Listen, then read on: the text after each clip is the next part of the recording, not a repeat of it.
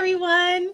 My name is Lynette Davis, and I would love to welcome you to this year's Be the Change interview series. I am super excited that you have come along and joined me along for this ride or journey or presentation of sorts. I am just very grateful to have you here. And most importantly, I am very pleased and delighted to introduce you to our next guest speaker. His name is Vincent. I actually found Vincent because he was conducting research for Rutgers University. He is a doctoral candidate, I believe, but he can correct me when he comes on.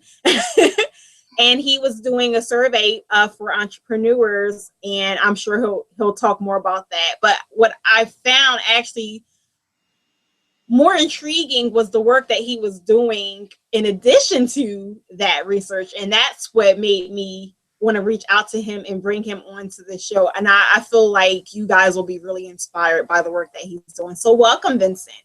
Thank you, Lynette. Thanks for having me.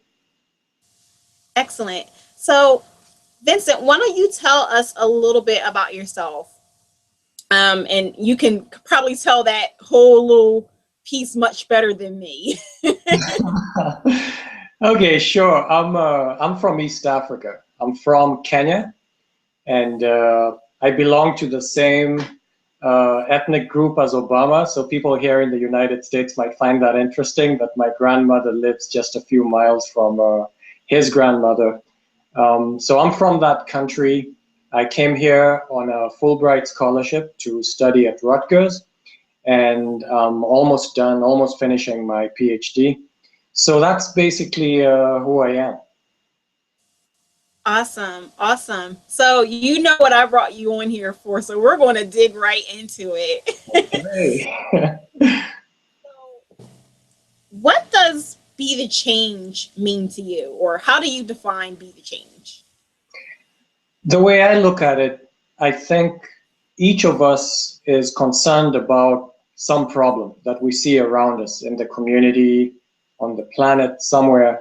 And, I believe that we have a particular problem that's got our name on it that we should try and change. And so rather than complain about things not going well and no one doing anything about it, at some point we have to just put our foot down and say, I'm gonna make it change. I'm gonna make it happen. So for me, Be the Change is actually just owning it, taking a particular problem and saying, I'm gonna be the change and I'm gonna make this turn around. Awesome. Awesome. And I feel as though what I caught a quick glimpse at your work, you were doing just that. So I wanted to basically ask you to share with us about the work that you're doing, especially, and I don't want to give it away, so I'm going to let you. Sure. All right. So I'm studying meaningful work. That's what my research is about. So I look at different kinds of people, those who just do what they do because they have to in order to survive, and those who find their work to be deeply meaningful, to have a lot of purpose in it, and they get tremendous fulfillment in doing what they do. So I try to understand the psychology of those folks, what gives them the ability to connect so meaningfully to what they do. Now, what I didn't realize is that this knowledge of understanding how people connect meaningfully is something that I could apply outside my research and even outside of organizations. So I thought, yeah, I'm going to go into companies and help them create meaningful work environments for the people who work there. But I didn't realize I could extend that knowledge outside of the corporate world. And I discovered it quite by accident. A friend of mine who's a librarian in a prison in upstate New York told me that he has a speaker series and he invites people to the prison to talk to the prisoners. So he said, Vincent, why don't you come over and talk to them? And I said, I have no idea what I'm going to talk to them about. And he said, send me a topic. So I said, how to be the richest person on the planet. Tell them I'll talk about that. So as I was driving up to upstate New York, I was thinking, if I don't deliver on that topic, they're going to kill me. So I went in there, I told them about internal wealth, the kind of wealth no one can take away from you, that you carry with you, that you can monetize anywhere you go.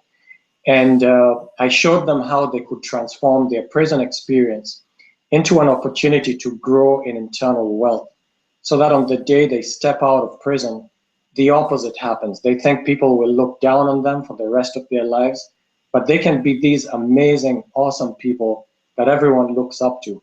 And I gave them the example of Nelson Mandela, how he became this awesome person we all admire while in prison.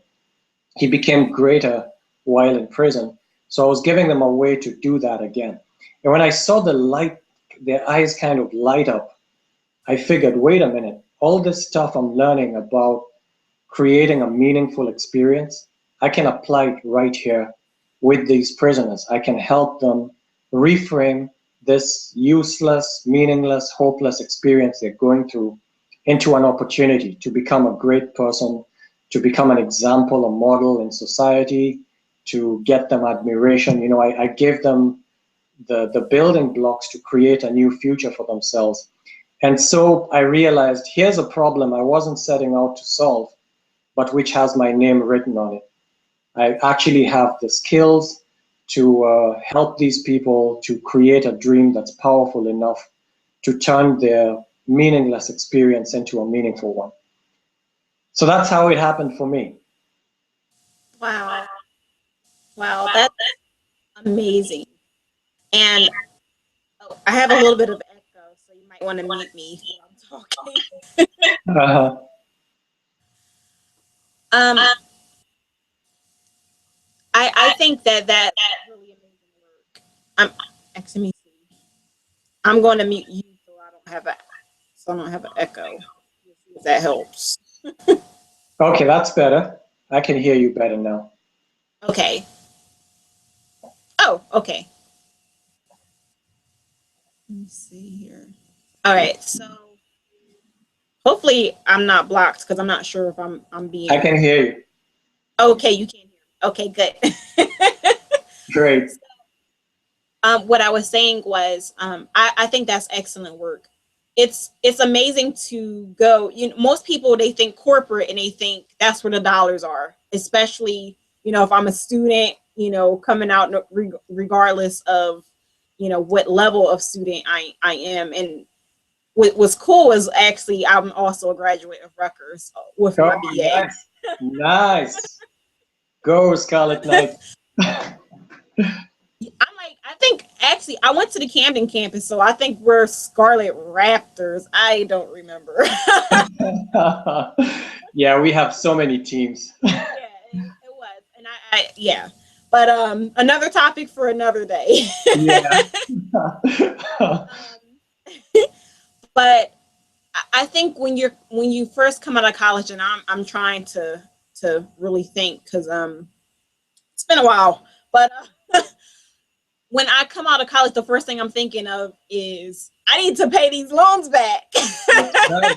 I want to go, you know, corporate is like kind of the place to go. But for you to turn around and find a calling and a passion in a system where people have pretty much been written off in mainstream Yeah.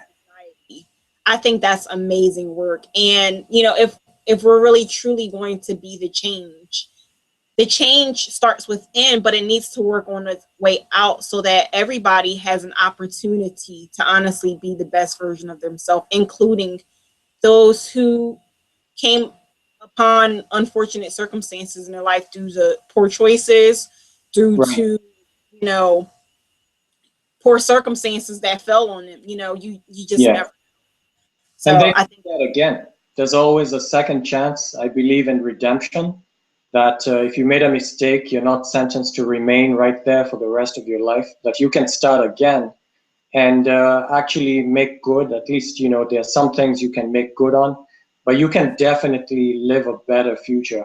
You don't have to just live in the past. exactly. And honestly, I found your work to be so moving because when I was in college, I had interned with the Juvenile Justice Commission. So I Mm. worked with the young boys.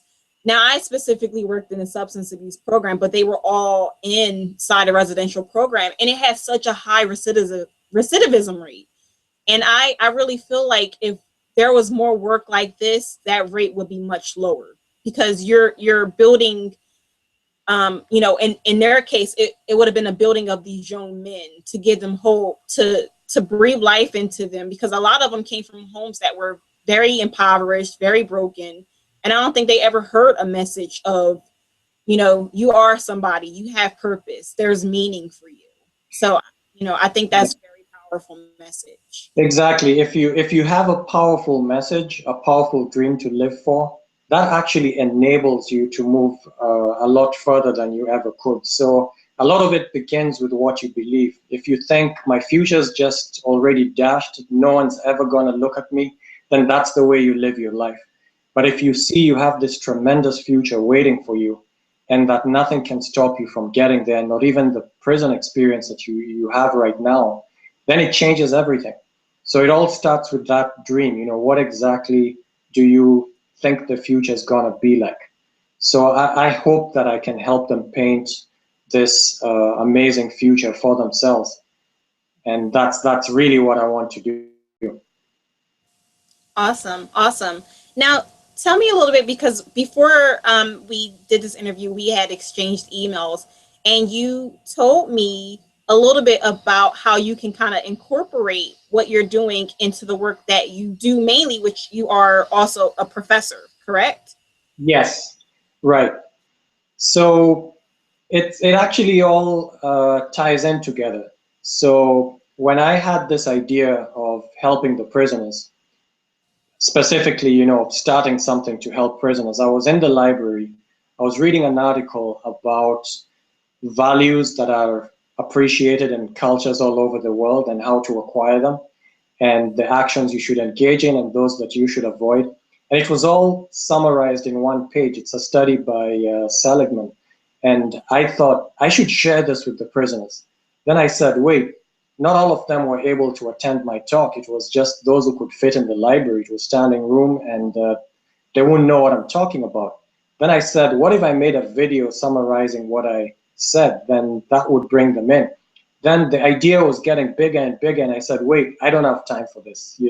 I'll never have time for this. I'll be a university professor. I'll just never have time to do this. Then it's like a voice in my head says, okay, be that way. You got an idea that could give hope to hundreds of thousands of people all over the world, and you just put it aside. You did nothing. Will you be able to live with yourself after that? And I knew the answer. I couldn't. So what I want to do is use this example as a professor in class. If I teach, say, a social entrepreneurship class, and I ask them, find solutions to problems in your society, write a business plan that could provide a product or service that solves a problem. At the end of the course, I'll actually ask my students, so what are you going to do with this plan? And they'll say, oh, well, it was just a course assignment, and that's all there is to it. And I'll say, wait, you found a solution that could change the lives of all these people in your community, and you're going to just file it away as a course assignment? Can you really live with yourself after you do that? And they'll say, you don't know, you don't understand, I'm busy, I've got all these things. And I'll say, I had exactly the same excuses. And I embraced this calling that I felt I had, because this problem had my name written on it, and I think this particular one has your name written on it. So if I convince, who knows, 10% of my students to follow through on their ideas, that's a great way to change the world. And so that's how I tie up this desire to help the prisoners with my profession as a teacher, because I think teaching is a great platform to inspire people to make the world a better place. Absolutely, absolutely. And as I'm listening to that, I'm like, yes, now that's the kind of college professor I would want to be in his class. Thank you. Thank you. That's amazing. Awesome. So, you kind of answered, some of my questions as I was going down the list. So I'm like, I'm just going to, roll with it here. So, Okay. and I look at the time, I'm like, so let me ask you this, because you talked about how the students can do that and consider doing social entrepreneurship, and you're getting them at that ground level, that foundational level, when they're still in school and they can still do that. Let's talk about those who have already left the building. Okay. How can, for-profit business owners and people who are, hitting boots to ground, on the ground, they're running grassroots organizations, they're doing fiscal sponsorships. And I might have to explain that to my audience actually a little bit later. um, they're taking up causes, they're ready to build nonprofits. How can we work together? Do you have any suggestions for that? Okay, the first thing is not to be judgmental. Like, we for-profits really understand how to do business. The non-profits are just, involved in pipe dreams, or maybe the non-profits judge the business people and say they're just interested in profits. They're not dedicated. They're not really ready to serve. And so we kind of have these silos where we stay apart, when in fact, if we work together, we could solve a lot more problems, because a lot of these problems need resources from both sides. So we need that selfless dedication that we tend to see a lot in the nonprofit world. Then we need that can-do ability to turn anything into an opportunity that for-profits have. So if we can get for-profits working with non-profits to solve problems, that would be great. So that's, I think, the first thing that we should do, to eliminate those barriers, and then to just focus on problem solving. Like, what's needed to solve this problem? Is it a product or service that will solve this problem? In that case, let's talk to the people who know how to provide that service and would even make a profit while doing it, which will make it more sustainable. So that's great. And so that's the first thing, just to be able to sit together and focus on solving the problem without thinking about how will we incorporate this particular venture, because the incorporation depends on what will have more impact. In some cases, a for-profit model will have more impact. In other cases, a non-profit model will have more impact. And as a social entrepreneur, all you're interested in is solving the problem using whatever model works.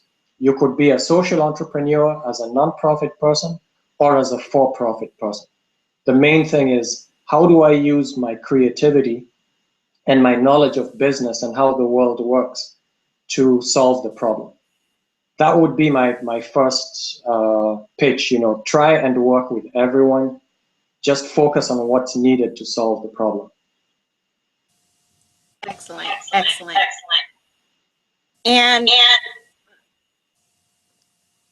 we have that echo again, but I'm coming down to the wire. So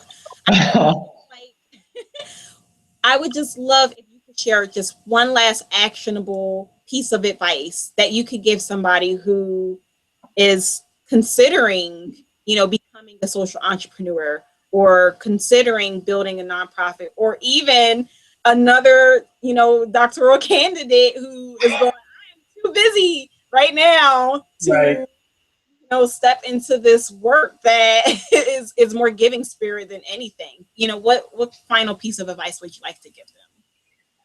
Well, I actually would get this piece of advice from the for-profit world. This is from Reese's book on lean startup, how to start any business, any venture.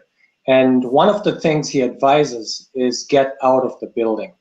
So he says, we have all these great ideas in our minds that we think will change the world, will solve problems, will be the best way to solve a particular problem. But it's all in our heads until we get out of the building and start talking to real people. So that's my first advice, or best advice, which is get out of the building, talk to the people who feel the pain, and see if they frame the problem the way you do. So maybe you think a particular thing is the problem, maybe it's not. Maybe they see a different aspect of it as the problem. And then go back and ask yourself, is that what I'm passionate about? Is that what gets me going? Is that what I want to solve? And if it is, then okay, you kind of switch and say, well, I thought I was solving this thing, but actually the help they need is in this other quarter. So now I kind of pivot and change my strategy, and then suggest your solution to them. Ask them if they think it'll work, and hear what they have to say.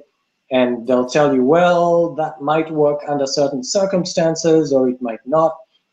And then again, you pivot, you adjust, and the idea just keeps shaping up. And so by doing this, you're kind of testing your idea before you've even gotten it out.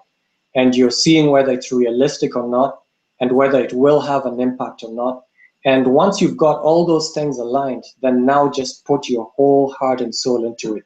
Now go all the way, dedicate yourself to it. So you want to be sure about that. You want that clarity before you dedicate all that energy and time and resources to a problem and solution that are right now just in your head.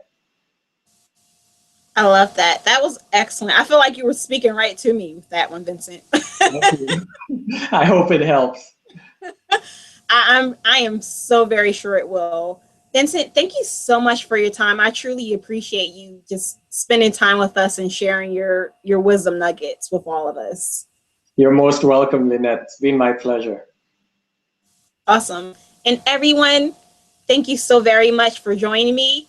I hope that you will continue to support not only Vincent and his work, and I'll put all his information on the blog site, but also all of the people who has taken the time to just come and just share a piece of their heart with you. I hope that you will take the advice and really begin to put it into action and be the change. So until next time, peace. It's